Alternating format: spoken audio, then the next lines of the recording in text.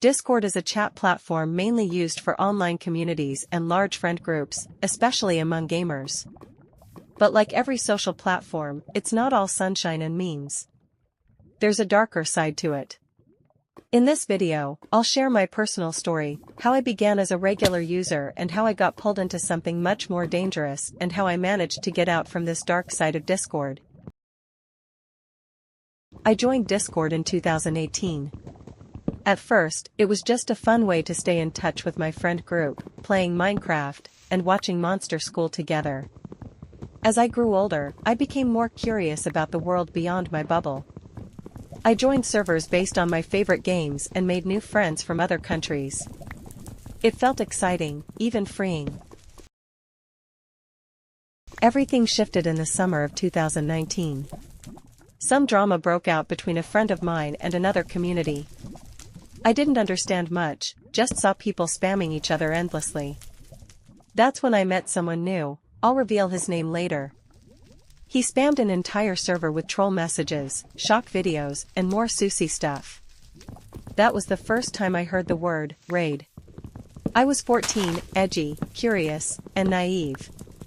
It all felt like a game, attacking servers, completing missions, and stirring up chaos. I never stopped to ask myself what I was doing, or why. But something darker had begun. The next year, I disappeared from Discord for a while, from April 2020 to May 2021. That break was important. I focused on exploring relationships, discovering my gender identity, and learning who I really was. But then, in June 2021, everything resurfaced. I got a message from the same guy I used to raid with in 2019. He was surprised by my new name, and the fact that I used she/her pronouns.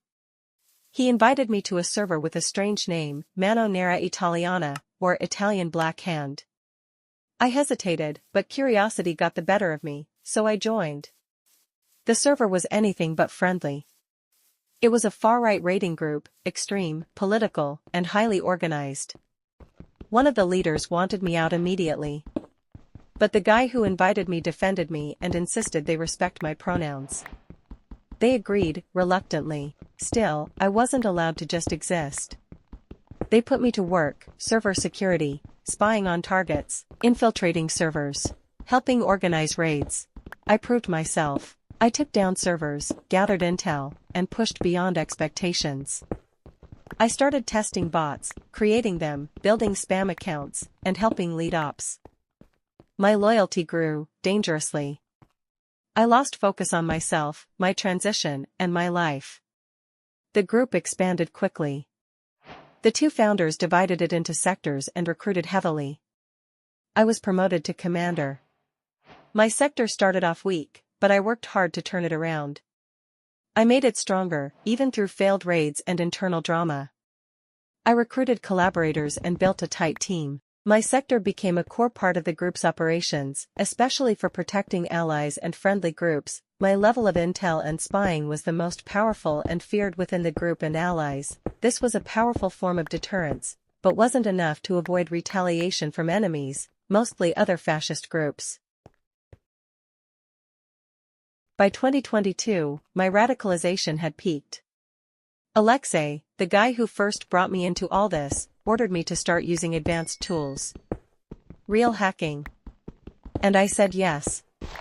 I was so deep, I didn't even notice how lost I'd become. My sector kept growing. We became the third strongest sector in the MNI. This made me and my sector possible to participate actively in a crusade against a common enemy, a deranged fascist who wanted to conquer all of Discord Italy. Seriously, a guy like this existed. He was hammered hard. That was the biggest coalition ever, and then the groups kept raiding each other, mainly for dominance. All the mess and the drama is confusing. I know, I'm confused too, and I don't know what to say. Anyway, let's go forward. Things started to feel off. Alexei began flirting with me in DMs, making strange, possessive comments. The other leader brushed it off as trolling, but it wasn't. Then I saw his status, towards absolute purity, with a star emoji. That's when it hit me, he wanted to control me emotionally. He wanted me to love him, to be his slave. I panicked.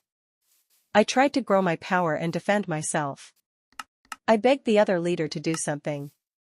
He didn't. So I gave up. I cried. I was scared, not just for myself, but for my friends and everything I'd helped build. That was when I finally realized just how much I had lost. 2024 brought silence.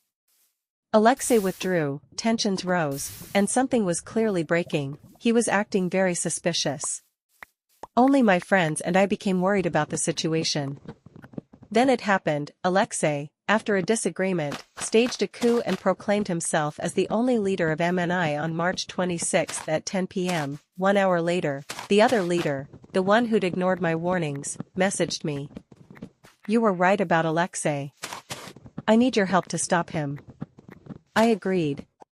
We launched an operation to overthrow Alexei and turn MNI into something more moderate. At first, it worked, but the final offensive failed. We lost all the Discord servers and groups on Telegram. The other leader sent me one last message. He apologized, thanked me, and then disappeared from Discord. 2 weeks later, MNI officially collapsed, and Alexei deleted his Discord account. This shocking experience changed me. The death of that group felt like a liberation, for me, and for everyone else who suffered through it. I started focusing more on myself. On healing, and becoming a better person. What did I learn?